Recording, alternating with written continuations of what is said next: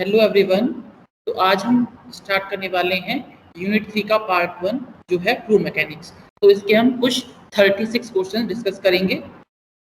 तो सबसे पहले question number 1, a fluid is one which can be defined as substance that. आपके सामने 4 ऑप्शंस हैं, ठीक है। अगर हम फ्लूइड की डेफिनेशन देखें तो फ्लूइड क्या है? तो फ्लूइड एक ऐसा सब्सटेंस है, ठीक है, जिसपे अगर आप लगाते हो टेंजेंशियल फोर्स, ठीक, तो वो कंटिन्यूसली फ्लो करता है। तो ये जो लाइंस हैं ये फ्लूइड के डिफॉर्मेशन को दिखा रहे हैं। तो एक होता है कंटिन्यूस डिफॉर्मेशन, जिससे को भी हम क्या बोलते हैं? फ्लो कहते हैं। और कब होता है? जब हम लगाते हैं शियर फोर्स। तो अगर डेफिनेशन को देखते हैं तो हमारा ऑप्शन नंबर बी ठीक है, can deform continuously under the action of smallest shear force. तो हमारा जो ये क्वेश्चंस का पैटर्न होगा वो सिलेबस के अकॉर्डिंगली, तो आपका एक तरीके से रिवीजन भी हो जाएगा। पूरा sequence wise, topic wise topic हमने क्वेश्चन को अरेंज किया है। तो एक तरीके से समझिए आपका रिवीजन है। आते हैं क्वेश्चन नंबर 2 पे। अगेन दो स्टेटमेंट है in a fluid the rate of deformation is far more important than the total deformation. ये पहला स्टेटमेंट है। और जो दूसरा स्टेटमेंट है वो है अ fluid continues to deform so long as the external forces are applied।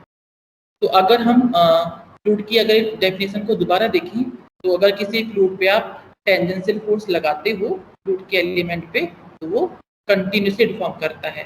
कब तक करता है? जब तक वो शियर स्ट्रेस या फिर शियर फोर्स उस पर एक्ट कर रहा है। तो अगर डेफिनेशन को देखें हम फ्लूइड की, तो दोनों ऑप्शन जो हैं ठीक है, पी एंड क्यू, और जो क्यू है that is right explanation of the P. तो हमारा ऑप्शन ए इज राइट। तो क्वेश्चन नंबर 2 का आंसर है A, both P and Q are correct and Q is correct explanation of P. Now question number 3 देखते हैं। अब ये question है वह फ्लूइड की प्रॉपर्टीज से। तो जो हमारा सेकंड टॉपिक आता है सब्जेक्ट में, the ratio of specific weight of the fluid to the specific weight of standard fluid is. तो किसी भी फ्लूइड के वेट एंड स्टैंडर्ड फ्लूइड के वेट की रेशियो को हम क्या कहते हैं? तो अगर डेफिनेशन को देखें तो वो डेफिनेशन के अकॉर्डिंगली कहलाता है स्पेसिफिक ग्रेविटी। अब इस टॉपिक से 2-3 क्वेश्चन और बन सकते हैं। अगर फ्लूइड है आपका एयर, तो आपका जो स्पेसिफिक जो आपका स्टैंडर्ड फ्लूइड है that is air at NTP.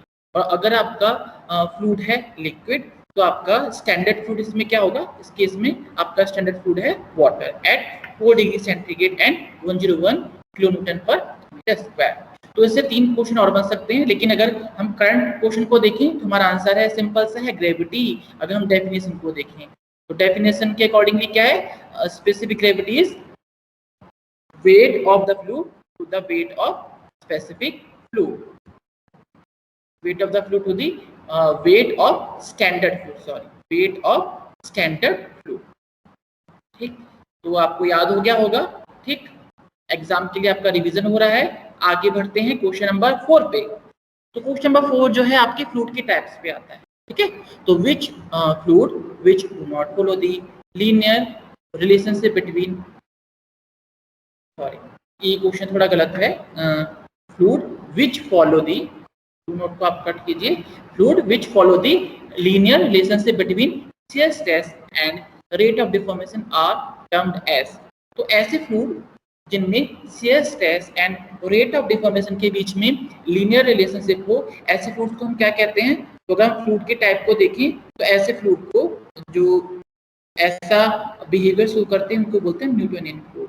तो ये आप अगर ग्राफ देखिए shear stress and rate of shear deformation, तो अगर ऐसा इन दोनों के बीच में ग्राफ देखते हैं तो जो न्यूटोनियन फ्लूइड है वो एक लीनियर रिलेशनशिप शो करते हैं।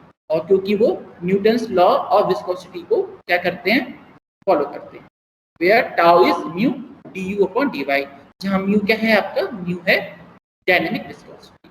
तो आपका जो आंसर है that is A, option A is correct. आगे बढ़ते हैं। Which of the following is known as shear thickening fluid. Shear thickening का मतलब ये है कि शियर करने के साथ यानी डिफॉर्मेशन के साथ साथ वो क्या हो जाए? थिक हो जाए, यानी उनकी विस्कोसिटी बढ़ जाए। तो अगर इसमें से हम देते हैं अगर इसमें से देखते हैं हम तो डिफॉर्मेशन के साथ साथ जो है जिनकी विस्कोसिटी जो है इंक्रीज होती जा रही है वो है आपके कौन से, ये वाले डायलेटेड फ्लूइड। क्योंकि जैसे जैसे शियर रेट हो रहा है, डिफॉर्मेशन हो रहा है, तो शियर स्ट्रेस जो है बढ़ता जा रहा है। तो जो डायलेटेड फ्लूइड हैं उनको हम क्या बोलते हैं, शियर थिकनिंग फ्लूइड भी बोलते हैं, आप याद रख लीजिएगा, ठीक है। तो डायलेटेड फ्लूइड को बोलते हैं हम शियर थिकनिंग फ्लूइड। इससे एक और क्वेश्चन बनता है, वो है आपका सूडोप्लास्टिक। जो सूडोप्लास्टिक जो आपके फ्लूइड होते हैं वो आपके कहलाते हैं शियर थिनिंग फ्लूइड, क्योंकि डिफॉर्मेशन के साथ साथ इनकी जो शियर स्ट्रेस की वैल्यू है आप वो कम होती जाती है। आप देखिए कर्व का स्लोप कम होता जा रहा है, डिफॉर्मेशन बढ़ रहा है, तो शियर स्ट्रेस की वैल्यू कम होती जा रही है। तो सूडोप्लास्टिक कहलाते हैं shear thinning fluid, and dilated fluid कहलाते हैं शियर थिकनिंग फ्लूइड। ठीक, तो ये आप याद रख लीजिएगा, इससे दो क्वेश्चन आपके बन सकते हैं। नेक्स्ट क्वेश्चन पे, हाँ, pseudoplastic substances are non Newtonian fluid for which, आपके सामने चार ऑप्शंस हैं। और अगर हम फ्लूइड के डायग्राम को देखें तो सिंपल सा है, मैंने आपको लास्ट क्वेश्चन में भी बताया था, जब रेट ऑफ डिफॉर्मेशन इंक्रीज होता है तो सूडोप्लास्टिक फ्लूइड्स में क्या होता है, शियर जो डायनेमिक विस्कोसिटी है या फिर शियर स्ट्रेस की जो वैल्यू है वो क्या होती है, डिक्रीज करती है। You can see that slope क्या होता जा रहा है, कर्व का फ्लैट होता जा रहा है। इट मींस जो शियर स्ट्रेस की वैल्यू है वो कम होती जा रही है, और शियर स्ट्रेस की वैल्यू अगर कम होती जा रही है तो विस्कोसिटी की वैल्यू भी कम होती जा रही है, जैसे हम क्या कर रहे हैं, और डिफॉर्मेशन कर रहे हैं। तो आपका ऑप्शन डी इज राइट। बस आपको इस कर्व को याद रखना है, ठीक है। इससे आपकी कम से कम 6 to 7 क्वेश्चंस बन सकते हैं, ठीक। तो आगे बढ़ते हैं again, which of the fluid exhibits a certain shear stress at 0 shear stress followed by a straight line relationship between shear stress and shear strain। अगर अगेन इस कर्व को देखते हैं तो ये क्या कह रहा है, ऐसा कौन सा फ्लूइड है जो क्या करता है कि एक सर्टेन वैल्यू के लिए क्या रहे, जीरो रहे शियर स्ट्रेस। तो एक सर्टेन शियर स्ट्रेस के लिए डिफॉर्मेशन जीरो रहे। तो ये जो तीन फ्लूइड हैं इनके लिए क्या है, एक शियर स्ट्रेस की कुछ वैल्यू के लिए डिफॉर्मेशन क्या है, जीरो है। जैसा कि हमको पता है कुछ फ्लूइड ऐसे होते हैं जो इनिशियली फ्लो नहीं करते हैं, जैसे कि टूथपेस्ट, क्रीम, जब आप इन पे इनिशियली फोर्स लगाते हैं तो वो डिफॉर्म नहीं होते हैं, एक सर्टेन फोर्स के बाद ही वो डिफॉर्म होते हैं। अब इसमें आगे क्या पूछ रहा है कि स्ट्रेट लाइन, पहले तो नॉन जीरो रहे, जो है शियर स्ट्रेस रहे, उसके बाद स्ट्रेट लाइन हो। तो इन तीनों में से जो स्ट्रेट लाइन है वो है केवल बिंघम प्लास्टिक। तो हमारा आंसर है बिंघम प्लास्टिक फ्लूइड ऐसा बिहेवियर शो करते हैं। अब आगे बढ़ते हैं नेक्स्ट क्वेश्चन पे। एक न्यूमेरिकल है, सिंपल सा है, एक फ्लूइड है उसके लिए shear stress and velocity gradient के बीच की टेबल आपको गिवन है, तो आपको बताना है फ्लूइड कैसा है। तो जो एक जनरल रिलेशन है shear stress and velocity gradient या फिर रेट ऑफ डिफॉर्मेशन का, उसमें जब हम इन इक्वेशंस की वैल्यू पुट करते हैं, तो जब हमने पहली इक्वेशन पुट की तो हमारा आया b की वैल्यू 0, यानी ये जो है इसकी वैल्यू 0 है, ठीक है। जनरल रिलेशन में b की वैल्यू आगे 0। अब बाकी के दो वैल्यूज आपको गिवन है, अननोन भी आपके दो हैं, क्या है, a है एंड n है, ठीक है। दो इक्वेशंस हैं, दो अननोन हैं, तो सॉल्व करेंगे। सॉल्व करने के लिए क्या करेंगे, इस इक्वेशन में टाउ की वैल्यू रखेंगे, तो टाउ की वैल्यू आपने रखी, और क्या रखेंगे हम, du/dy की वैल्यू जो आपने रखी। जब आपका 1.4 था टाउ, तब du/dy था आपका 2। सिमिलरली इसी इक्वेशन में हमने रीडिंग नंबर 3 की वैल्यू रखी, टाउ की वैल्यू 2.8 एंड du/dy की वैल्यू 3। जब दो इक्वेशंस मिली और इनको जब हमने सॉल्व किया तो n की वैल्यू आई 1.7। और जैसे कि हम जानते हैं बाय डेफिनेशन कि जो डायलेटेड फ्लूइड है उनके लिए क्या होता है, b की वैल्यू 0 होती है और n की वैल्यू 1 से ज्यादा। तो यहाँ से हमारा आंसर है C। आगे बढ़ते हैं नेक्स्ट क्वेश्चन में, property of fluid which determines its resistance to shearing stress is called. तो जैसा कि हम जानते हैं कि भाई जब फ्लूइड पे आप शियर फोर्स लगाते हैं तो वो फ्लो करता है, और जो फ्लूइड की लेयर है वो एक दूसरे के फ्लो को क्या करते हैं, रेजिस्ट करते हैं। कैसे करती है, बाय अप्लाइंग रेजिस्टेंस फोर्स। और वो जो फ्लूइड की प्रॉपर्टी है जिसकी वजह से वो एक दूसरे की मूवमेंट को रेस्ट्रिक्ट करती हैं, जो फ्लूइड की लेयर है, उसी प्रॉपर्टी को हम बोलते हैं विस्कोसिटी। तो बाय डेफिनेशन इसका जो आंसर है वो ए है। तो क्या, तो विस्कोसिटी की वजह से क्या होता है, जो फ्लूइड की दो मूविंग लेयर हैं उनके बीच में इंटरनल रेजिस्टेंस क्रिएट होता है। तो स्लोअर मूविंग लेयर अपर फास्टर मूविंग लेयर को रोकती है कि आप ज्यादा वेलोसिटी से मूव मत करो, और जो फास्टर मूविंग लेयर है वो स्लोअर मूविंग लेयर को अपने साथ ड्रैग करती है कि चलो भाई मेरे साथ चलो। तो ये प्रॉपर्टी, ये किस प्रॉपर्टी की वजह से हो रहा है, तो विस्कोसिटी। आगे बढ़ते हैं next question. The viscosity of liquid will increase. तो जैसा कि हमको पता है, जब लिक्विड की आप टेम्परेचर बढ़ाते हो तो उसकी विस्कोसिटी डिक्रीज करती है, और उसके पीछे का रीजन भी हमने बताया हुआ है। क्यों, ऐसा क्यों होता है, क्योंकि जो विस्कोसिटी होती है लिक्विड की वो होती है कोहेसिव फोर्सेस की वजह से, और जो कोहेसिव फोर्सेस होते हैं, ठीक है, वो जो है टेम्परेचर के साथ साथ डिक्रीज कर जाते हैं, और इसीलिए विस्कोसिटी लिक्विड की डिक्रीज कर जाती है। तो इससे आपके 2-3 क्वेश्चन बन सकते हैं। तो मैंने आपको एक और क्वेश्चन बता दिया कि लिक्विड की जो विस्कोसिटी होती है वो कोहेसिव फोर्सेस की वजह से होती है, और किसी भी लिक्विड की जो विस्कोसिटी है वो डिक्रीज करती है जब उसका आप टेम्परेचर क्या करो, इंक्रीज। तो सही ऑप्शन है आपका ए। आगे बढ़ते हैं नेक्स्ट क्वेश्चन पे। Poise is a unit of. तो अगर हम देखें तो जो डायनेमिक विस्कोसिटी है, न्यूटन्स लॉ ऑफ विस्कोसिटी के through, tau is equal to mu d upon d y, ये न्यूटन्स लॉ ऑफ विस्कोसिटी है। इसमें म्यू क्या है, डायनेमिक विस्कोसिटी है। अगर आप इसकी यूनिट निकालोगे तो एसआई में आती है, ठीक है, एसआई में आएगी आपकी पास्कल सेकंड या फिर न्यूटन पर मीटर स्क्वायर इनटू सेकंड। अगर आप एमकेएस में निकालोगे तो सिंपल है आपका, वो आती है पॉइस। पॉइस आपका होता है ग्राम पर सेंटीमीटर सेकंड। तो जो पॉइस है वो यूनिट होती है dynamic viscosity. More specific viscosity भी बोल सकते हैं, लेकिन अगर ज़्यादा स्पेसिफिक बोलेंगे तो डायनेमिक विस्कोसिटी। तो ये विस्कोसिटी की जो डायनेमिक विस्कोसिटी की जनरली 2 यूनिट होती हैं। एक है आपका पास्कल सेकंड, ठीक है, एसआई यूनिट में, और एमकेएस में होता है पॉइस, और पॉइस होता है ग्राम पर सेंटीमीटर सेकंड। आगे बढ़ते हैं। आगे वही क्वेश्चन आ गया, pascal second is the unit of, तो किसका यूनिट है, डायनेमिक विस्कोसिटी, जैसे मैंने आपको लास्ट ही में बताया था, डायनेमिक विस्कोसिटी, ठीक है। क्योंकि ये आपका बेसिक्स है, टाउ और d y upon d u की आप यूनिट रख सकते हो। टाउ स्ट्रेस है, तो स्ट्रेस का होता है फोर्स अपॉन एरिया, और वेलोसिटी का मीटर पर सेकंड, और डिस्टेंस का मीटर। सॉल्व करने के बाद जो डायनेमिक विस्कोसिटी है उसकी यूनिट आएगी आपकी पास्कल सेकंड। आगे बढ़ते हैं नेक्स्ट क्वेश्चन में। ऐसा यूनिट ऑफ काइनेमेटिक विस्कोसिटी। तो जैसा कि हमको डेफिनेशन से पता है, काइनेमेटिक विस्कोसिटी क्या होती है, डायनेमिक विस्कोसिटी और फ्लूइड की डेंसिटी का रेशियो। और वहां से जब हम इसकी यूनिट निकालते हैं, जब हम वैल्यू पुट करते हैं, तो वो आते हैं मीटर स्क्वायर पर सेकंड। तो राइट ऑप्शन जो है वो है आपका ए। नेक्स्ट क्वेश्चन देखते हैं, जो है हमारा, an ideal flow of fluid must satisfy. तो जो जैसा कि हमको पता है, ये जो कंटिन्यूटी इक्वेशन है वो कंजर्वेशन ऑफ मास को बताती है। एक यूनिवर्स का एक लॉ है कि मास को आप ना तो आप डिस्ट्रॉय कर सकते हो, ना ही क्रिएट कर सकते हो। तो एक यूनिवर्सल लॉ को जो कंटिन्यूटी इक्वेशन है वो शो करती है। इसलिए किसी भी फ्लूइड को इसको तो सेटिस्फाई करना ही पड़ेगा। बाकी कोई भी लॉ फॉलो करे या ना करे, वो डिपेंड करता है कि फ्लूइड कैसा है और फ्लो कैसा है। लेकिन कोई सा भी फ्लूइड हो, कैसा भी, कंटिन्यूटी इक्वेशन को तो फॉलो करना ही पड़ेगा, ठीक है। आगे बढ़ते हैं।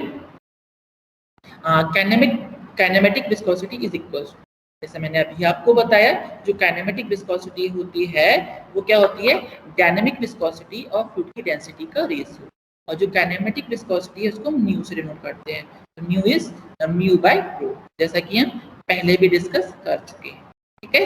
अगर आपको बहुत डिटेल में समझना है इन सब टॉपिक्स के बारे में, तो आप मेरे चैनल को सब्सक्राइब करके वीडियोस भी अवेलेबल हैं हर एक टॉपिक। आगे बढ़ते हैं next question. An ideal fluid is, तो आइडियल फ्लूइड क्या होता है, तो आइडियल फ्लूइड ऐसा फ्लूइड होता है जो इनकम्प्रेसिबल होता है और नॉन विस्कस, जिसकी लेयर्स के बीच में विस्कोसिटी नहीं है और जो कंप्रेस भी नहीं हो सकता। कंप्रेसिबल का मतलब, अगर उस पर आप फोर्स लगाते हो, सॉरी, अगर उस पर आप प्रेशर लगाते हो तो उसकी डेंसिटी चेंज नहीं करती है। अगर आप किसी भी फ्लूइड का प्रेशर चेंज करते हो और उसकी डेंसिटी अगर चेंज नहीं हो रही है प्रेशर को चेंज करने की वजह से, तब वो फ्लूइड आपका क्या कहलाता है? इनकम्प्रेसिबल। तो मैंने आपको एक और क्वेश्चन बता दिया कि फ्लूइड का इनकम्प्रेसिबल होने का क्या मतलब है। तो आगे बढ़ते हैं, इसका आंसर है option D. Next question, the shear stress relation of the Newtonian fluid is. जैसा कि हमको पता है शियर स्ट्रेस और रेट ऑफ डिफॉर्मेशन का जो रिलेशन होता है for Newtonian fluid is linear, ठीक है। और जो न्यूटन्स लॉ ऑफ विस्कोसिटी है वो क्या कहता है? Tau is equals to mu d upon d y, ठीक है। टाउ और डी अपॉन डी वाई क्या है? एक दूसरे के प्रोपोर्शनल है। इसमें टाउ क्या शियर स्ट्रेस है और डी अपॉन डी वाई क्या है? Rate of deformation. आपका आंसर है लीनियर। आगे बढ़ते हैं नेक्स्ट क्वेश्चन में, the gauge pressure is equals to. तो जैसा कि हम जानते हैं कि प्रेशर को मेजर करने के दो तरीके हैं। एक तो आप या तो एब्सोल्यूट जीरो यानी परफेक्ट वैक्यूम से मेजर करें, और दूसरा तरीका होता है कि आप प्रेशर को मेजर करें एटमॉस्फेरिक प्रेशर से। तो जो गेज प्रेशर क्या होता है? तो गेज प्रेशर यही बताता है कि आपका जो फ्लूइड है का जो प्रेशर है वो एटमॉस्फेरिक प्रेशर से कितना ज्यादा है, ठीक है। तो अगर यहाँ पर कोई वैल्यू है, ठीक है, तो ये जो वैल्यू है एटमॉस्फेरिक प्रेशर से ज्यादा, ये कहलाती है आपकी गेज वैल्यू। और आप परफेक्ट वैक्यूम से देखेंगे तो वो आपकी कहलाएगी एब्सोल्यूट वैल्यू, और ये है आपका एटमॉस्फेरिक प्रेशर। अगर इस डायग्राम को देखें तो यहाँ से आपका जो रिलेशन आता है वो क्या आता है? ये जो गेज प्रेशर है that is absolute pressure minus atmospheric pressure. तो gauge pressure is absolute pressure minus atmospheric pressure. तो यहाँ से आपका सही आंसर है ऑप्शन डी। आगे बढ़ते हैं नेक्स्ट क्वेश्चन पे। Manometer is used to measure. जैसा कि हम जानते हैं फ्लूइड कॉलम की हाइट को मेजर करके जो मैनोमीटर है वो प्रेशर को बताता है। जैसा कि हमको पता है स्टैटिक फ्लूइड में according to the hydrostatic law जो प्रेशर होता है that is P equal to 2gh। तो इस लॉ को फॉलो करते हुए जो इक्विपमेंट फ्लूइड के प्रेशर को बताता है उसी में इक्विपमेंट को हम बोलते हैं मैनोमीटर। तो राइट ऑप्शन है option B, manometer is used to measure fluid pressure. आगे बढ़ते हैं नेक्स्ट क्वेश्चन पे। इन अ स्टैटिक फ्लूइड, तो स्टैटिक फ्लूइड में क्या होता है? तो फ्लूइड की डेफिनेशन से ही हम देखें, कोई भी फ्लूइड है और अगर आप उस पर लगाते हो शियर स्ट्रेस तो वो फ्लो करता है। इट मींस अगर आप अगर आप फ्लूइड पे शियर स्ट्रेस नहीं लगाते हो तो वो फ्लो नहीं करेगा। तो इट मींस जो स्टैटिक फ्लूइड है उसमें कोई भी शियर स्ट्रेस नहीं होता है, तो केवल क्या रहेगा? Normal stress. क्योंकि स्ट्रेस दो ही टाइप के होते हैं, या तो नॉर्मल या फिर शियर। तो स्टैटिक फ्लूइड में शियर स्ट्रेस नहीं होता है, केवल क्या होता है? नॉर्मल, ठीक। तो राइट ऑप्शन है ऑप्शन डी। आगे बढ़ते हैं। Pascal law states that pressure at a point is equal in all direction. तो जो पास्कल का लॉ है वो अप्लाई होता है किसमें? स्टैटिक फ्लूइड में। और ये क्या कहता है कि भी कोई भी फ्लूइड स्टैटिक है, स्टैटिक का मतलब वो फ्लो नहीं कर रहा है। स्टैटिक फ्लूइड में किसी भी पॉइंट पे जो प्रेशर है वो ऑल डायरेक्शन में क्या होता है? इक्वल होता है। और इसी लॉ को हमने क्या बोला है? Pascal's law. और जो अप्लाई होता है fluid at rest, fluid at rest. तो सही ऑप्शन है ऑप्शन ए। आगे बढ़ते हैं नेक्स्ट क्वेश्चन पे।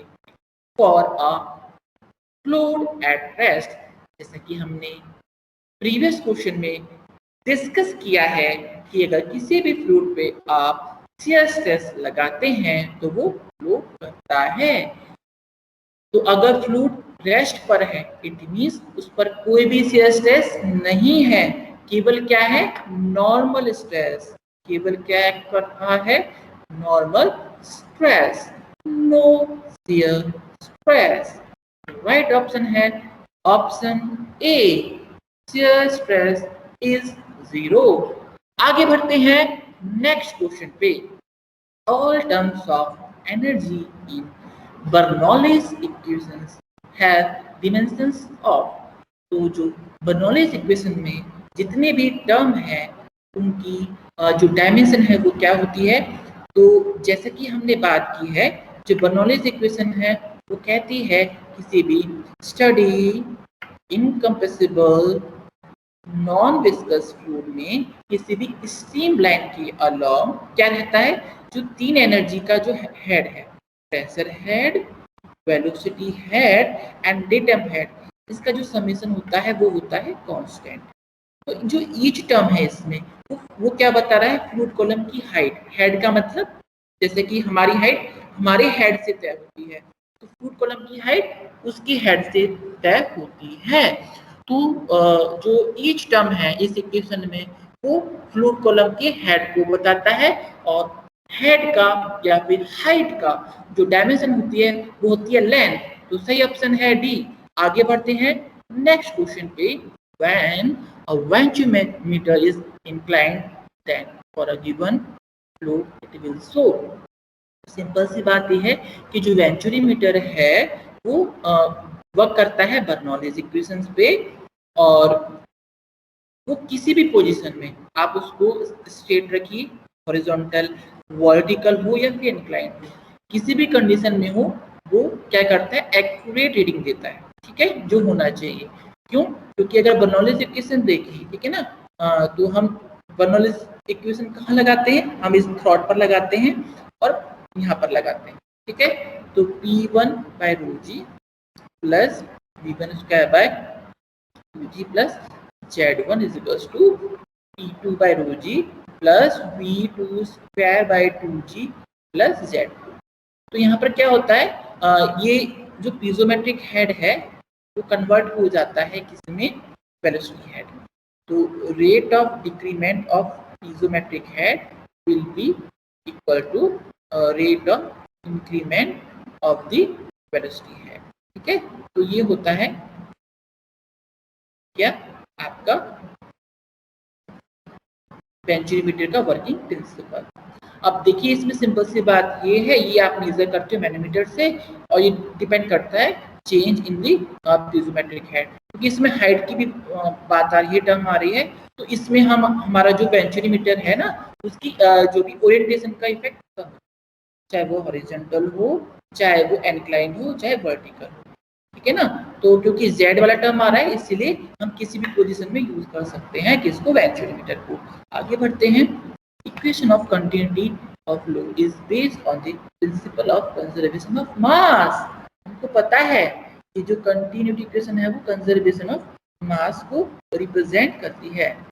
ठीक है ना, तो जो मास फ्लो रेट होता है हमको पता है, उसका फॉर्मूला क्या है, एक पाइप है उसमें लिक्विड फ्लो कर रहा है, और अगर दो पॉइंट लेते हैं हम 1 एंड 2, तो इन दोनों पॉइंट पर क्या होगा, mass flow rate same, 1 A1 1 is equals to √2 A2। तो जो कंटिन्यूटी इक्वेशन है उसका फॉर्मूला भी आप याद कर लीजिए, इस क्वेश्चन से आपके दो क्वेश्चन बन जाते हैं। तो continuity equation for 1D study incompressible fluid flow is given by, तो क्या रहेगा आपका आंसर, रो1 A1 U1 is equals to रो2 A2। ठीक है, जहाँ A क्या है, cross sectional area, rho density, और U क्या है, फ्लूइड की वेलोसिटी। तो ये क्या बताता है, कंजर्वेशन ऑफ मास, क्योंकि ये क्या है, मास बिलो वेट। आगे बढ़ते हैं नेक्स्ट क्वेश्चन पर। तो जैसे कि हमने पहले भी बताया है कि बर्नौलीज इक्वेशन है वो क्या बताती है, जो एनर्जी नेट एनर्जी है किसी भी स्टडी इनकम्प्रेसिबल फ्लूइड फ्लो में अलोंग द स्ट्रीम लाइन, तो वो कांस्टेंट है नेट एनर्जी, और जो क्या है, तीन एनर्जी का समेशन है, प्रेशर, वेलोसिटी एंड डेटा। तो सही आंसर है ऑप्शन बी। आगे बढ़ते हैं।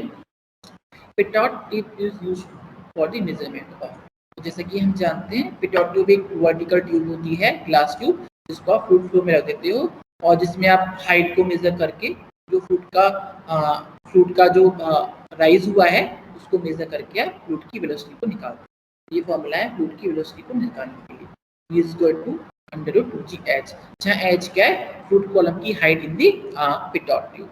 तो वेलोसिटी को मेजर करने के लिए हम यूज करते हैं पिटॉट ट्यूब का। आगे बढ़ते हैं नेक्स्ट क्वेश्चन पे। Orifice meter is used to measure. तो जैसा कि हम जानते हैं कि ऑरिफिस मीटर ऐसा दिखता है, ये जो आपको दिख रहा है ये साइड व्यू है, एक सर्कुलर प्लेट होती है ऑरिफिस मीटर, ठीक है, जिसमें बीच में एक होल होता है एनुलर, ठीक।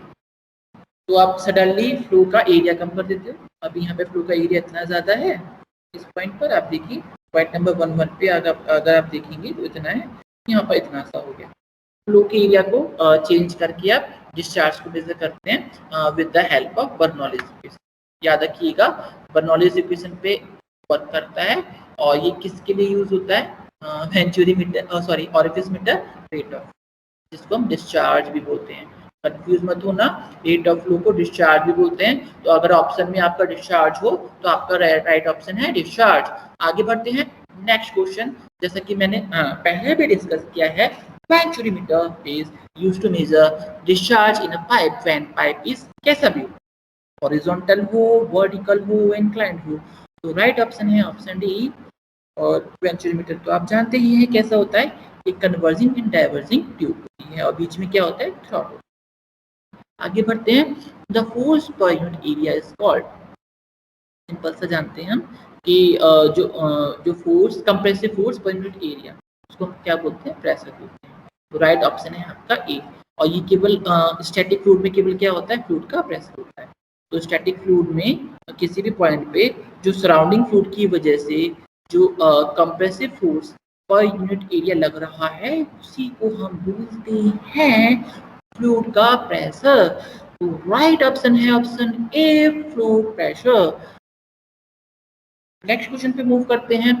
Which of the following devices does not use Bernoulli's equation as its working principle? तो जैसा कि हम जानते हैं कि जो बर्नौलीज इक्वेशन पे वर्क करते हैं वो डिवाइसेस हैं आपका venturi meter, orifice meter and pitot tube. Venturi meter and orifice meter ये यूज होते हैं टू मेजर डिस्चार्ज, और जो पिटॉट ट्यूब है इसको यूज करते हैं हम टू मेजर वेलोसिटी। तो यहाँ पर जो तीनों ही ऑप्शन हैं वो बर्नौलीज इक्वेशन पे वर्क करते हैं। तो आंसर है, sorry, all of these, none of these नहीं आएगा, आंसर आएगा आपका all of these. So it does not work है तो नन ऑफ दीज आएगा, क्योंकि तीनों ही इस पे एक्ट करते हैं। Sorry, the cylindrical portion of the short length which connects converging and diverging section of the ventrimeter is called। मैं आपको डीप में नहीं बताऊंगा कि कन्वर्जिंग सेक्शन क्यों लगते हैं, डाइवर्जिंग सेक्शन क्यों लगते हैं, ये आप मेरी वीडियो में आप देख लीजिएगा। तो सिंपल सा है कि जो वेंचुरीमीटर है उसमें एक कन्वर्जिंग पैसेज होता है, एक डाइवर्जिंग पैसेज होता है, और बीच में जो होता है उसको बोलते हैं थ्रॉट। थ्रॉट क्या करता है, converging passage and diverging passage को कनेक्ट करता है। राइट ऑप्शन है सी। The study of force which produces motion in a fluid is called as, answer है फ्लूइड डायनेमिक्स। तो जैसा कि हम डेफिनेशंस को देख सकते हैं, अगर फ्लूइड रेस्ट पर है और उसकी जो स्टडी करते हैं हम तो उस ब्रांच को हम बोलते हैं फ्लूइड स्टैटिक्स। अगर फ्लूइड मोशन में है और उसकी हम स्टडी करते हैं, लेकिन जो फ्लूइड को का मोशन क्रिएट कर रहे हैं उन फोर्सेस को हम ना पढ़े, ठीक है ना, मोशन को तो पढ़े फ्लूइड के, लेकिन फोर्स का कोई जिक्र ना हो। जो फ्लूइड में मोशन क्रिएट कर रहे हैं तो उसको बोलते हैं फ्लूइड काइनेमेटिक्स। और फ्लूइड की वो ब्रांच जिसमें हम फ्लूइड के मोशन को पढ़ें, साथ साथ में उन फोर्सेस की भी स्टडी करें जो फ्लूइड को मोशन में ला रही है। तो राइट ऑप्शन है fluid dynamics, option B. Next question है, which of the following assumptions are made for deriving Bernoulli's equation? तो अगर आप बर्नौलीज इक्वेशन की assumptions को देखें तो इससे आपकी बहुत सारे क्वेश्चंस बन सकते हैं। फ्लूइड क्या होना चाहिए, स्टडी होना चाहिए, इनकम्प्रेसिबल होना चाहिए, नॉन विस्कस होना चाहिए, it is applicable along a stream line, एक स्ट्रीम लाइन की अलोंग ही ये एप्लीकेबल होता है। केवल प्रेशर एंड ग्रेविटी फोर्सेस को हम कंसिडर करते हैं। फ्लो आपका इरोटेशनल है and velocity is constant over a cross section ना, पाइप है उसमें ये जो एरिया कहलाता है that is called cross section. ये 7 assumptions होते हैं बर्नौलीज इक्वेशंस के, तो हमको जो ऑप्शंस गिवन हैं वो 1 and 3 मैच करते हैं। Flow is study and incompressible and effect of friction is neglected and fluid flow is along the streamline. तो राइट ऑप्शन है ऑप्शन ए,